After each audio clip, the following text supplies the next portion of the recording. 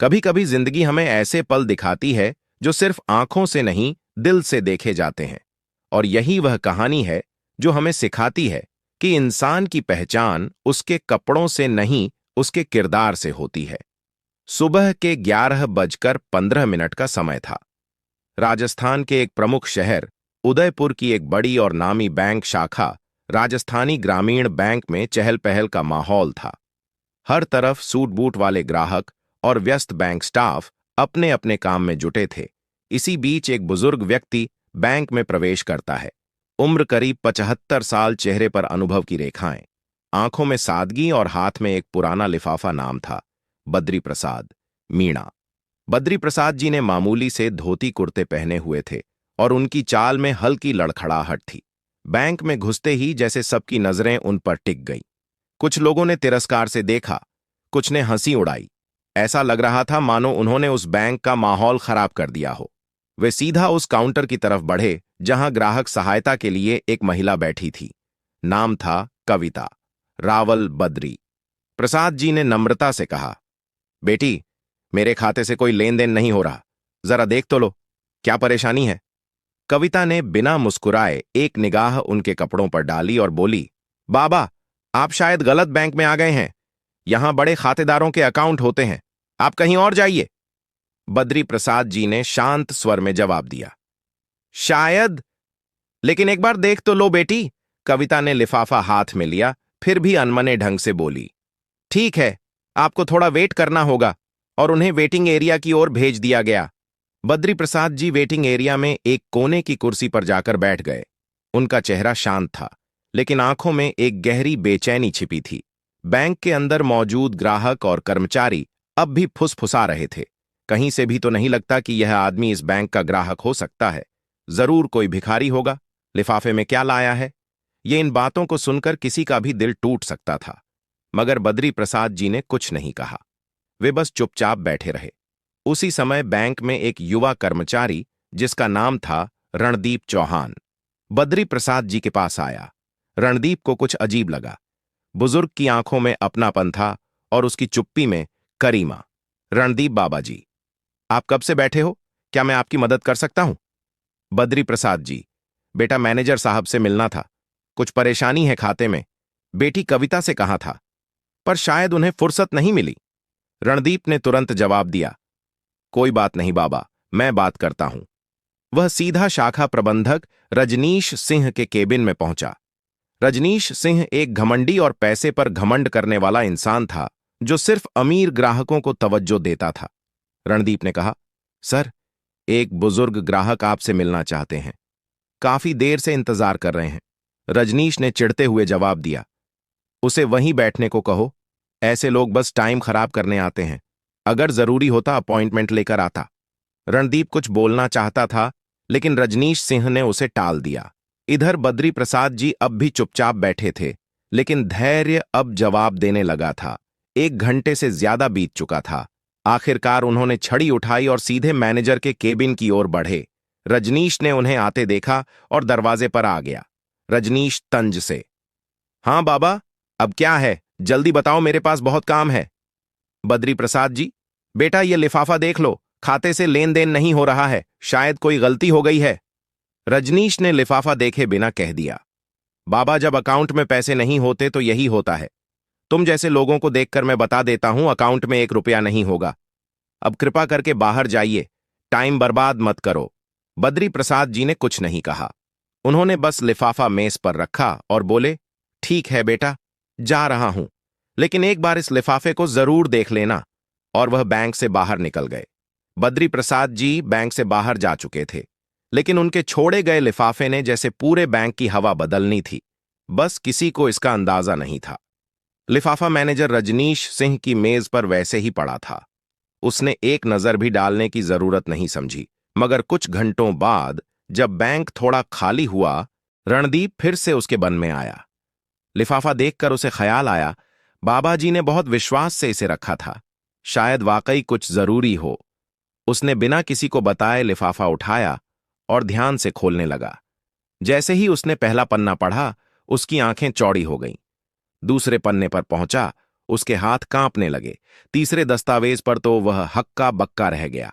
लिफाफे में था राजस्थानी ग्रामीण बैंक की शेयर होल्डिंग डिटेल्स, एक पुराना लेकिन वैध दस्तावेज जिसमें साफ लिखा था कि बद्री प्रसाद मीणा इस बैंक के 60% शेयर होल्डर है, और सबसे बड़ा झटका एक अधिकार पत्र, पावर ऑफ अथॉरिटी, जिसमें स्पष्ट लिखा था कि बद्री प्रसाद जी को शाखा प्रबंधन के स्तर पर नियुक्ति और बदलाव का अधिकार है। रणदीप को यकीन नहीं हुआ। उसने फौरन बैंक के रिकॉर्ड विभाग से पुष्टि की, और जैसा उसने पढ़ा था सब कुछ सच निकला। जिस बुजुर्ग को सबने नजरअंदाज किया वही तो असल मालिक निकले। रणदीप ने फौरन इन दस्तावेजों की एक कॉपी तैयार की और उन्हें एक फाइल में संजोकर मैनेजर रजनीश सिंह के पास पहुंचा। रजनीश अब भी किसी अमीर क्लाइंट से बात कर रहा था। बड़ी बड़ी स्कीमें समझाते हुए रणदीप ने कहा, सर, यह फाइल देख लीजिए। यह उसी बुजुर्ग ग्राहक की है जिन्हें आपने आज सुबह अपमानित कर बाहर भेज दिया था। रजनीश ने चिढ़ते हुए फाइल ली और जैसे जैसे पढ़ता गया उसके चेहरे का रंग उड़ता गया। यह कैसे हो सकता है? वो बुदबुदा आया। क्लाइंट जो सामने बैठा था उसने भी पूछा, मैनेजर साहब, क्या सब ठीक है? लेकिन रजनीश के पास अब कोई जवाब नहीं था। वह अब तक खुद को राजा समझ रहा था, लेकिन असली राजा तो वह बुजुर्ग था जिसे सबने गरीब समझकर अनदेखा कर दिया। अगली सुबह वही समय 11:15 राजस्थानी ग्रामीण बैंक की शाखा में माहौल कुछ अलग था। कल की घटना अब तक कुछ कर्मचारियों के बीच कानाफूसी बन चुकी थी, पर किसी को भी अंदाजा नहीं था कि आज क्या होने वाला है। दरवाजा खुलता है।